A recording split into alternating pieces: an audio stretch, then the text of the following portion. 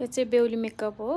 अनि बेहुली मेकअपको लागि चाहिँ इयरको यो कसरी जुरो बनाउन लागेको भिडियो। हामी पार्लर सिक्दैछौँ होइन, म्यामले चाहिँ हामीलाई सिकाउँदै हुनुहुन्छ।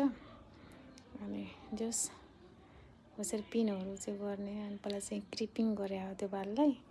त्यो क्रिपिङ गरिसकेपछि फेरि जुरो बनाउँदा रेडी बनाउँदै हुनुहुन्छ। यसरी चाहिँ यसलाई चाहिँ बनाउनु लाग्नुपर्छ।